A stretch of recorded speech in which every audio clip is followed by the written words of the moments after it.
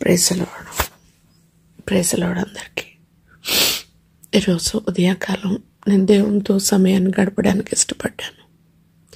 ప్రతిరోజు దేవుని దగ్గరకు వస్తున్నాను, కానీ మనకు తెలుసు ఒక్కొక్క సమయం మనకి ఇష్టమైన వారితో కూడా సమయాన్ని మనం మనస్ఫూర్తిగా గడపలేం కదా. సో అలా ప్రతిరోజు దేవుని దగ్గర నేను సమయాన్ని గడుపుతాను, కానీ ఒక్కొక్క సందర్భం మనస్ఫూర్తిగా ప్రపంచంలో ఎవ్వరు లేరు. నన్ను అందరికన్నా ఎక్కువగా ప్రేమించేది, ఆదరించేది, మోటివేట్ చేసేది, అన్ని రకాలుగా నన్ను బలపరిచేది, నేను అనుకున్నవన్నీ సాధించడానికి తగిన బలాన్ని ఇచ్చేది దేవుడే. ఆ దేవునితో నేను సమయాన్ని గడుపుతున్నాను. ఆ దేవునితో నేను కూర్చోవాలి, ఆ దేవుని స్వరాన్ని నేను వినాలి. నేను ఏదైతే కోరుకుంటున్నానో అది ఆయన దగ్గర నుంచి నేను సంపాదించుకోవాలన్న ఒక్క మోటివ్తో కూర్చుంటాను. చూడండి, అది నాకు ఎంత బలాన్ని ఇస్తుందనంటే 4 daysకి సరిపడా రీఛార్జ్ పెట్టుకున్నంత బలం. అవును, నిజంగా ఎక్స్పీరియన్స్గా చెప్తున్నాను. ఈరోజు ఇంత సడన్గా నేను రికార్డ్ చేయడానికి గల కారణం ఏంటంటే, ఇయర్ ఎండింగ్ అయిపోతుంది. 2025వ సంవత్సరం నవంబర్ మాసం చివరి దినాల్లో ఉన్నాం. Last month 12th month receive చేసుకుంటాం. 12th మంత్ అయిపోయిన వెంటనే ఒక నూతన సంవత్సరం మన జీవితంలోనికి వస్తుంది. ఒకలాంటి తొందర అనిపిస్తుంది. ఎందుకంటే January 1st స్టార్ట్ అయింది మొదలు. మా చర్చిలో ఫస్ట్ ఇట్లా రాగానే ఒక ఆయన చనిపోయారు. అయ్యో అనిపించింది. ఫస్ట్ మంత్లో చనిపోయారు. సెకండ్ మంత్ ఎన్నో మరణాలు వింటున్నాం. ఒక్కొక్కసారి ఎంత భయంకరంగా ఉంటుంది అంటే, నవంబర్ నెలలో రిలేటివ్స్ చనిపోవడం, దగ్గర వాళ్ళు, ఎక్కడెక్కడో మరణాలు చూస్తూ ఉంటాం. గొప్పవారు, ధనవంతులు. అరే అవకాశం లేదే, ఒక్క నెల దాటితే న్యూ ఇయర్కి వెళ్ళేవారే, ఒక్క వారం దాటితే న్యూ ఇయర్లోకి వెళ్ళేవారే అనిపించేది. ఎవ్రీ ఇయర్ అనిపిస్తుంది, ప్రభా నూతన సంవత్సరం, ఇంకొక నెల ఉంది, ఇంకొక వారం ఉంది, ఇంకొక రోజు ఉంది. కానీ 31st మాత్రం భయం అనిపించదు. ఎందుకంటే 31st దేవుని మందిరంలో కూర్చుంటాం కదా. దేవుని దగ్గరే కూర్చున్నప్పుడు అపాయం ఎక్కడి నుంచి వస్తుంది? దేవుని చిత్తం లేకుండా ఇది జరగదు. సో దేవునితో స్తుతిస్తున్నప్పుడు దేవుడు మనల్ని తీసేయాలని అనుకోడు కదా. సో 31st ఫస్ట్ ఎంటర్ అవ్వగానే, దేవా 365 రోజులు నా జీవితంలో నేనేం చేయాలని ఇచ్చావు, నాకు అర్థమయ్యేలా చెప్పి నడిపించవా. 365 రోజులు అర్థవంతంగా రిసీవ్ చేసుకోవాలి, అర్థవంతంగా అనుభవించాలని ఆశపడుతున్నాను అని దేవుణ్ణి అడిగి పొందుకుంటాను. ఈరోజు నేను దేవుని సన్నిధిలో ఉదయాన్నే కూర్చున్నప్పుడు దేవుణ్ణి అడిగాను. ప్రతి ఇయర్ 31st ఒక వాగ్దానాన్ని రిసీవ్ చేసుకుంటాం. అది నా జీవితంలో ఎంత బలాన్ని ఇస్తుందంటే, దేవుడు నా కొరకు ఇచ్చినటువంటి ఒక ప్రామిస్, ఇది చేస్తాను అని చెప్పిన ప్రామిస్. మనకు కావలసిన ప్రతి అవసరాన్ని దేవుడు ప్రతిరోజు తీరుస్తూ ఉంటాడు. కానీ మనకి అసలు క్యాపబుల్ కానివి, అసలు మనకు అర్హత లేని వాటిని కొన్ని అడుగుతూ ఉంటాం, మనం ఎక్స్పెక్ట్ చేస్తూ ఉంటాం. ఎవరిస్తారు అంటే దేవుడు ఇస్తాడు, ఆయన కంపల్సరీ ఇస్తాడు. కానీ చాలామంది పొందుకోలేకపోతున్నారు. ఎందుకు పొందుకోలేకపోతున్నారు అని అంటే ఒకే ఒక్క కారణం, మనస్ఫూర్తిగా మీరు దేవుని సన్నిధిలో అడగక పొందుకోపోతున్నారు. అవునండి, ఇది మీరు అవునన్నా కాదన్నా దేవుణ్ణి మీరు ఇవ్వగలిగిన వ్యక్తి దగ్గరికి వెళ్ళి, ఇవ్వగలిగిన వ్యక్తితో ఉండి, మీ కోరికను మీకున్న ఆశతో అడగట్లేదు, లేదా మీకు ఆశ లేదు. ఇవ్వగలిగిన వ్యక్తి దగ్గరకు వెళ్ళి ఆయన్ని కన్విన్స్ చేయగలిగితే పొందలేని వాళ్ళు ఎవరూ లేరు. మన చిన్నప్పుడు అమ్మ నాన్నలతో మనము అడుగుతూ ఉంటాం. వాళ్ళు అంటారు ఇస్తానమ్మా అంటారు. కానీ కొన్ని పరిస్థితులు గుండా వాళ్ళు వెళ్ళినప్పుడు, మంత్ ఎండింగ్ చేతిలో సడన్గా డబ్బులు అయిపోయినప్పుడు, ఇంకొకసారి ఇస్తానమ్మా ఇప్పుడు ఇవ్వలేను అని అన్నప్పుడు కొంతమంది పిల్లలు అర్థం చేసుకుంటారు, కానీ కొంతమంది పిల్లలు మీరు చెప్పారు కదా, మీరు ఇవ్వాలంతే, మీరు ఇవ్వకపోతే నేను ఊరుకోను, మీరు ఇవ్వాలంతే పట్టుబడతారు. ఎంత పట్టుబడతారంటే గంటలు ఏడుస్తారు, పీకి పారేస్తారు. అలాంటి సందర్భంలో తన దగ్గర లేకపోయినా వేరే వాళ్ళ దగ్గరికి వెళ్ళి అప్పు తెచ్చి వాళ్ళ కోరికను తీరుస్తాడు. ఒక తండ్రి, ఒక మనిషి, ఒక 70 సంవత్సరాల లైఫ్ స్పాన్ లేదు, దేవుడిచ్చిన ఒక 120 ఇయర్స్ లైఫ్ స్పాన్ కలిగిన ఒక మనిషి చనిపోతాడు అన్నటువంటి ఒక మనిషి తన కొడుకు ఆశను తీర్చినప్పుడు సృష్టికర్త అండి, మనం పుట్టక ముందే మన ఆశలు నెరిగి మన కోసం ఎన్నో చేసిన దేవుడు మనకివ్వడా? ఇవ్వలేని వాడిగా చూపిస్తున్నాం. మనం తెలియకుండానే మనం ఎంత పాపం చేస్తున్నామో, మన దేవునిగా చూపించలేని పరిస్థితి. ఈరోజు చాలా మంది తల్లిదండ్రులు చెప్తూ ఉంటారు, నా కడుపును చెడబుట్టాడండి, నా కడుపును పుట్టి ఉండకపోతే మంచిది కదా, అసలు వీడు పుట్టకపోతే బాగుండనండి, ఈరోజు నా పరువు తీస్తున్నాడు. తల్లిదండ్రులు తండ్రి లేకపోయినా కష్టపడి పెంచారు, తల్లి లేకపోయినా తల్లిలాగా పెంచారు, అందరిళ్లలో అడుక్కొని పెంచాను, ఎవరెవరి కాళ్ళలో పట్టుకుని ఈ స్థితికి తీసుకుని వచ్చాను. కానీ ఈరోజు నా పేరు తీసేశాడండి, నా పరువు తీసేశాడు, నా కష్టాన్ని నీటిలో పోసేశాడండి. ఎంతోమంది తల్లిదండ్రులు ఎంత విరక్తిగా మాట్లాడతారో. ఎందుకంటే పిల్లలు అన్నవారు తల్లిదండ్రుల్ని ఎంతగా ప్రజెంట్ చేయాలి అని అంటే వారు ఎంత కష్టపడారు, వారు ఎంత టైం స్పెండ్ చేశారు, వారు ఎంత వాల్యూ ఇచ్చారో ఆ వాల్యూని మనం డిస్ప్లే చేయగలిగితే అప్పుడు కదా వాళ్ళకి ఆనందం, అప్పుడు వాళ్ళకి కీర్తి. ఎస్, కన్నందుకు గర్వపడుతున్నాను, తండ్రిగా ఉన్నందుకు గర్వపడుతున్నాను, తండ్రిగా ఉన్నందుకు సంతోషిస్తున్నానని వాళ్ళు చెప్తూ ఉంటారు కదా. అలాంటి పిల్లలు కూడా ఉన్నారు కదండి ఈరోజు. ఎంతమంది పిల్లలు వారి యొక్క తల్లిదండ్రుల పేరును నిలబెట్టారు, వాళ్ళ వంశాన్ని నిలబెట్టారు, వాళ్ళ యొక్క ఊరు ప్రతిష్టను నిలబెట్టారు, వారి యొక్క దేశ ప్రతిష్టను నిలవబెట్టారు. మరి మనలో కొంతమంది ఇంకా అడుగుతున్నాను కానీ దేవుడు ఎందుకు ఆలస్యం చేస్తున్నాడండి, అడుగుతున్నాను కానీ దేవుడు ఎందుకు ఇవ్వట్లేదండి. ఎవరి మీద నేరం మోపాలనుకుంటున్నావు? నీకున్న లోపం, నీకున్న నిర్లక్ష్యం, నీకున్న ఏమంటారు ఆ అలక్ష్యం, కోరిక లేనితనం, నీలో ఆశ లేదు, పుట్టావు, పెరుగుతున్నావు, తింటున్నావు, పడుకుంటున్నావు, అంతే తప్పించి నీకంటూ ఒక ఆసక్తి లేదు.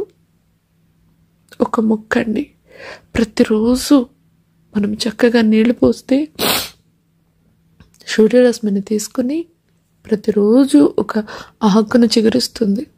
అది తెలియపరుస్తుంది నేను గ్రో అవుతున్నాను.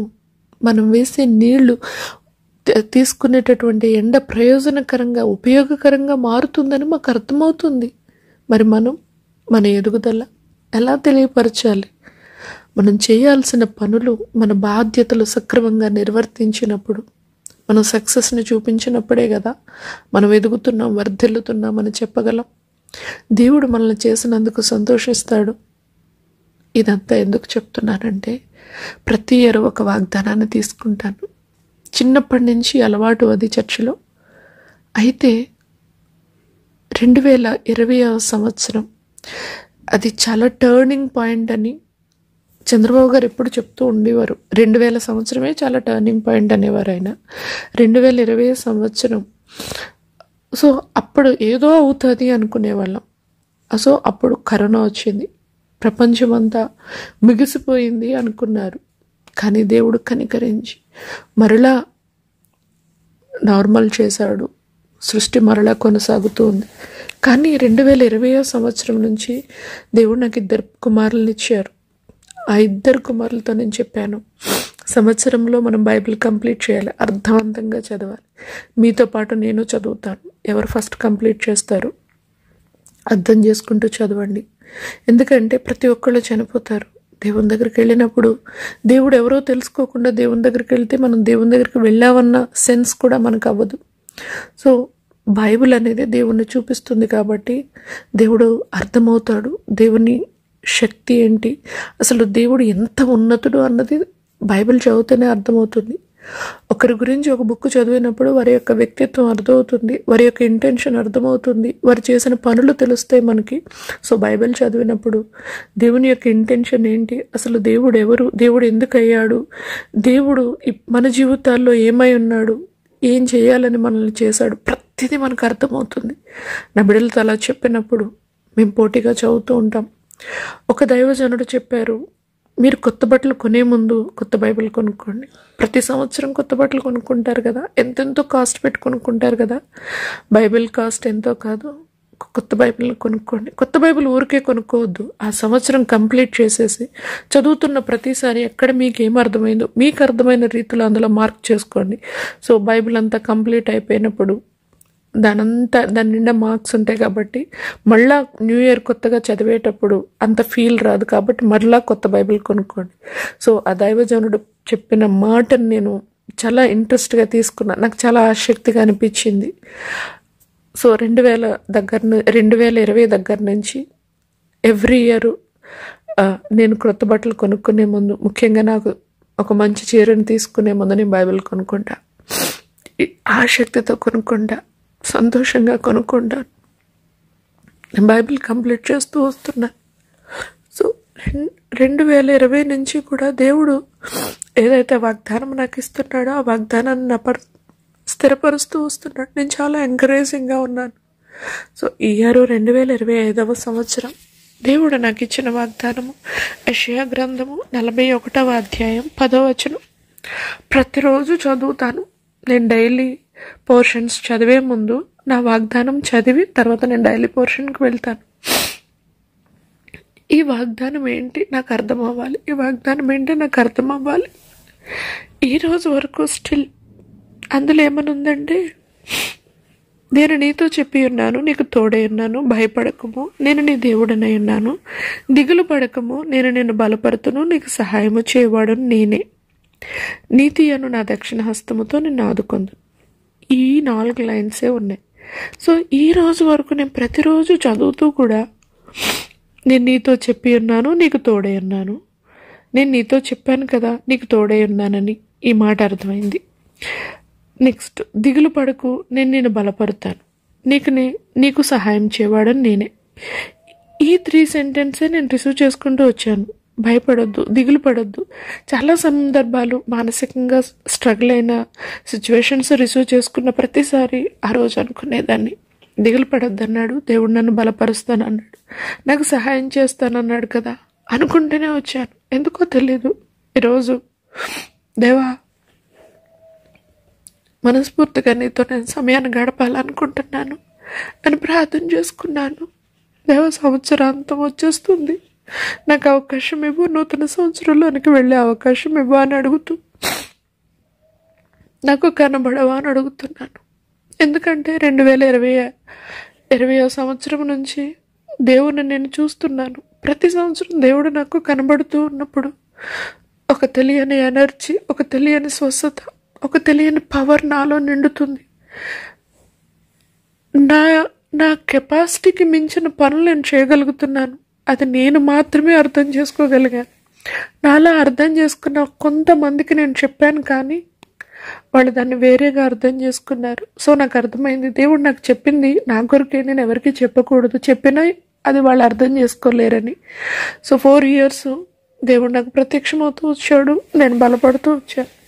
ఈ ఇయర్ ఇంకా ప్రత్యక్షత నాకు రాలేదు, ఎందుకంటే నేను అంతగా దేవునితో కనెక్ట్ అవ్వలేకపోతున్నానేమో అనిపించింది.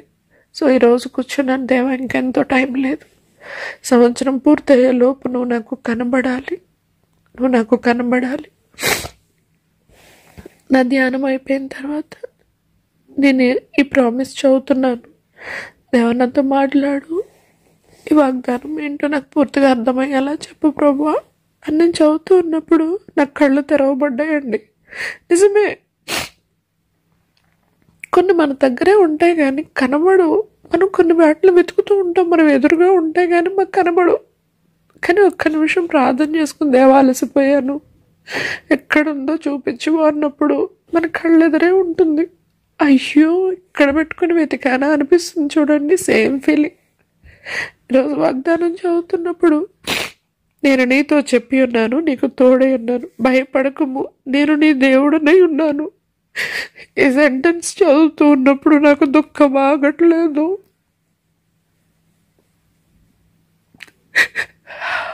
ఎందుకంటే నేను బైబిల్ చదువుతూ ఉన్నప్పుడు నా పిల్లలతో కలిపి అర్థవంతంగా నేను చదవాలని మొదలుపెట్టినప్పుడు మొదటిసారి, చిన్నప్పుడు చాలాసార్లు చదివాను కాంపిటీషన్స్కి, క్విజెస్కి, బట్ నా పిల్లలతో కలిపి నేను స్పోర్టివ్గా చదువుతూ ఉన్నప్పుడు స్టార్టింగ్లో దేవుడు అబ్రహాముతో అంటాడు, అబ్రహాము నేను నీకు దేవుడని అంటాడు. ఇస్సాకుతో అంటాడు, ఇస్సాకు నేను నీకు దేవుడని అంటాడు. యాకోబుతో అంటాడు, యాకోబు నేను నీకు దేవుడని అంటాడు. నేను అది చదువుతూ ఉన్నప్పుడు అనిపించింది, దేవుడు వీళ్ళ ముగ్గురితోనే చెప్పాడు నేను మీకు దేవుణ్ణి. అంటే తనకు తాను ఆయన ఏమని డిక్లేర్ చేస్తున్నాడంటే, మీకు దేవుడిగా ఉండడానికి నేను ఇష్టపడుతున్నాను. వాళ్ళు కోరుకోలేదు, వాళ్ళకి పరిచయమే లేదు. దేవుడు తను పరిచయం చేసుకుంటూ చెప్తున్నాడు, నేనెవరో తెలుసా, సృష్టికర్తను. ఇట్లా చెప్పలేదు, నేను మీకు దేవుడిని అన్నాడు. దేవుడు ఎలా చెప్పాడో తెలియదు, కానీ చదువుతూ ఉన్నప్పుడు నాకు అనిపించింది, దావీదు హృదయానుసారుడు కదా, మోషే ఇల్లంతట్లో నమ్మకమైన వాడు కదా, అందరికీ ఇంతగా ప్రేమించిన వారి పట్ల దేవుడు చెప్పలేదే ఎప్పుడు నేను దావీదుకి దేవుణ్ణని, దానియేలుకి నేను దేవుణ్ణని చెప్పలేదు. వాళ్ళు చెప్పుకున్నారు మా దేవుడు ఈ దేవుడు, మా దేవుడు యెహోవా దేవుడు అని వాళ్ళు చెప్పుకున్నారు. ఈరోజు కూడా మనం అదే చెప్పుకుంటున్నాం, మా దేవుడు యేసయ్య, మా దేవుడు. నేను అది చదువుతూ ఉన్నప్పుడు అనుకునేదాన్ని, నాకు మనసులో ఆశ పుట్టింది, నా జీవితం అంతమయ్యే లోపు నేను ప్రీతి దేవుడిని నా దేవుడు చెప్పాలి. ఎందుకో తెలియదు, ఇది అత్యాశో తెలియదు, అడగకూడదో తెలియదు.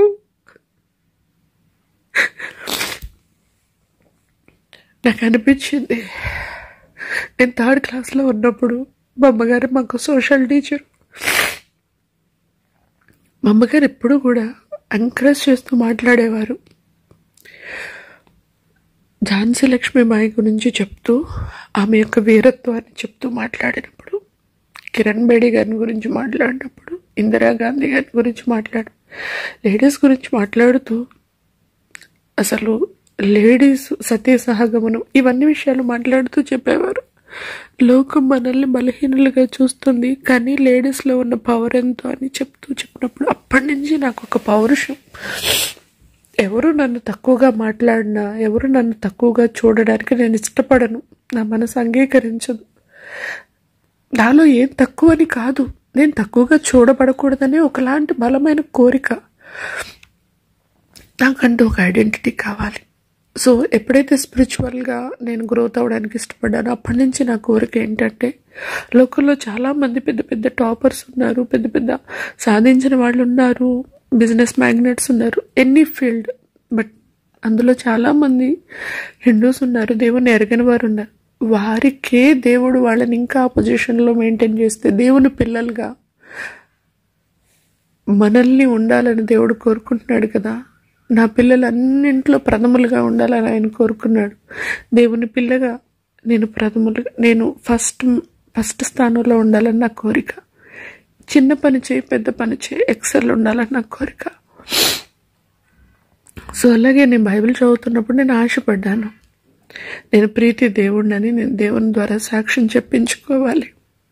ఈరోజు ఈ వాక్యం చదువుతున్నప్పుడు నా దేవుడు నా కళ్ళు తెరిచాడు. భయపడకము, నేను నీ దేవుడనై ఉన్నాను. నా ఆశ తీరింది. దేవుడు చెప్తున్నాడు, నేను నీకు దేవుడుగా ఉన్నానని. ఇది చదువుతుంటుంటే నాకు అసలు అనిపించింది, ఆశ పడితే దేవుడు తీరుస్తాడు. నేను ఆఖరిగా చెప్పాలనుకున్నది ఒకటే, చాలామంది వారి జీవితాల్లో మానవులతో పొందుకోలేనివి, దేవుడు మాత్రమే ఇవ్వగలిగిన వాటిని కూడా పొందుకోలేకుండా ఇంకా ఇంకా ఇంకా దేవుడు ఎందుకు ఇవ్వట్లేదు అంటున్నారు కదా, అలా అనొద్దు. దేవుడు ఇస్తాడు. నిజంగా నీకు ఆసక్తి ఉంటే, నిజంగా నీకు ఆ పట్టుదలే ఉంటే, నిజంగా నీకు ఆ కోరికే ఉంటే నీ కళ్ళు తెరుస్తాడు. నువ్వు ఆ కార్యాన్ని చూస్తావు, నువ్వు ఆ కార్యాన్ని వింటావు, నువ్వు ఆ కార్యాన్ని పొందుకుంటావు. నేను ఎక్స్పీరియన్స్ చేస్తున్నాను. ఇంతకంటే నాకేం కావాలి?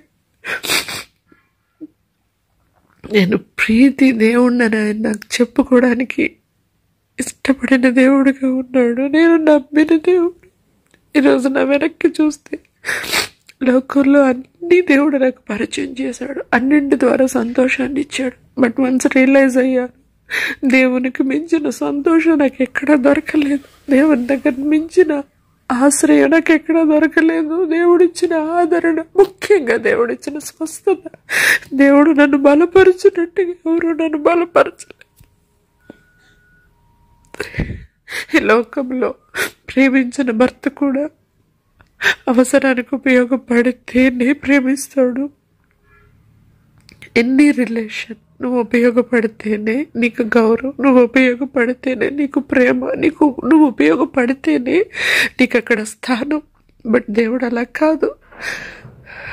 ఈ లోకం తోసివేస్తే, ఈ లోకం అసహించుకుంటే, ఈ లోకం వదిలిపెడితే అప్పుడు ఆయన అంటాడు, నువ్వు నాకు కావాలి. దేవుడు తనకు నచ్చినట్టుగా మార్చుకుంటాడు నువ్వు నమ్మకంగా ఉంటే. అవును, దేవుడు ప్రేమించిన విధానాన్ని నేను రుచి చూచాను. దేవుడు నన్ను బలపరిచిన విధానాన్ని నేను రుచి చూచాను.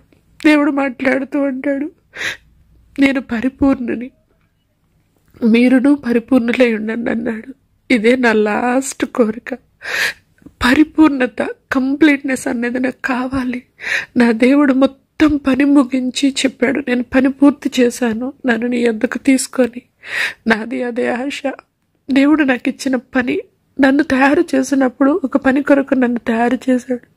ఆయన అనుకున్న ప్రతి పని నన్ను పూర్తి చేసిన తర్వాతే ఆయన నన్ను తీసుకోవాలి. నేను ఆయన దగ్గరికి వెళ్ళాలని ఆశపడుతున్నాను. అప్పటి వరకు నాకు బలాన్ని ఇవ్వు, నాకు అవకాశాన్ని ఇవ్వు. నీ కొరకు నేను ఎక్సెల్గా ఉంటాను. నీ పేరు, నీ మహిమను అధిక మహిమకు తీసుకెళ్లే ప్రయత్నాన్ని నేను నిత్యం చేస్తూ ఉంటానని ప్రతిరోజు నేను దేవుడిని అడుగుతూ ఉంటాను. పడుకునేటప్పుడు దేవునికి వందనాలు చెప్తూ ఉంటాను.